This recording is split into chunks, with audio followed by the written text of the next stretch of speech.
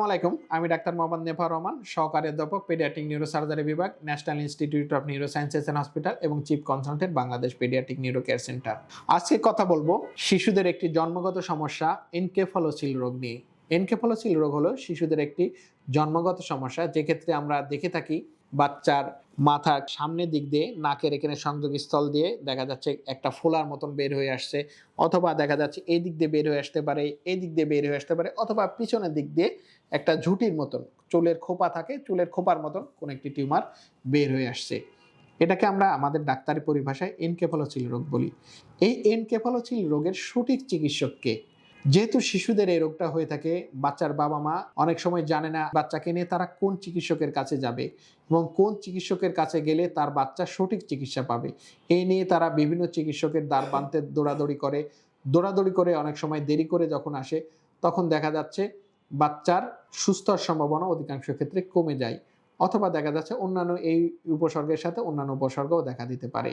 সুতরাং এনকেফালোসিল রোগ যেহেতু বাচ্চাদের ব্রেনের রোগ, এই রোগে সাধারণত মাথায় ব্রেনের পানির সাথে কিছু ব্রেনও বের হয়ে চলে আসে, সামনে দিয়ে পিছন দিয়ে ব্রেন কিছু বের হয়ে চলে আসে, সাথে ব্রেনের ভিতরে যে পানি থাকে আমরা সেই পানিটাও বের হয়ে চলে আসে, সাথে সাথে অনেক সময় দেখা যায় বাচ্চার ব্রেনের ভিতরে পানিও জমে গেছে। সুতরাং এই রোগটা হলো ব্রেনের সাথে সম্পর্কিত। এখন এই রোগের চিকিৎসা পদ্ধতি কি? এই রোগের চিকিৎসা পদ্ধতি সাধারণত অপারেশনের মাধ্যমে এই রোগের চিকিৎসা করা হয়। সুতরাং এনকেফালোসিল রোগটা আমরা জানলাম এটা ব্রেনের রোগ এবং এই রোগের চিকিৎসা পদ্ধতি অপারেশন। সুতরাং আমাদের ডাক্তার নির্বাচন করতে হবে, যেই সব ডক্টর বাচ্চাদের ব্রেন নিয়ে কাজ করে তিনি হবেন এনকেফালোসিল রোগের প্রকৃত চিকিৎসক, এবং যেসব ডক্টর বাচ্চাদের ব্রেনের অপারেশন করে থাকে সেই ডাক্তারই হবে এই রোগের প্রকৃত চিকিৎসক। সুতরাং একজন পেডিয়াট্রিক নিউরোসার্জন বাচ্চাদের ব্রেন নিয়ে কাজ করে থাকেন এবং বাচ্চাদের ব্রেনের অপারেশন করে থাকেন। সুতরাং এনকেফালোসিলের একমাত্র চিকিৎসক একজন পেডিয়াট্রিক নিউরোসার্জন।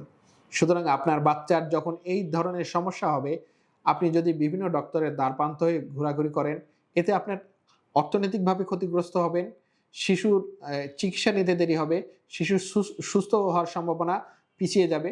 সুতরাং আপনি যদি জানেন আপনার এই রোগের জন্য প্রকৃত চিকিৎসককে, তাহলে আপনি দ্রুত আপনার বাচ্চাকে আপনার সঠিক চিকিৎসকের কাছে নিয়ে যেতে পারবেন।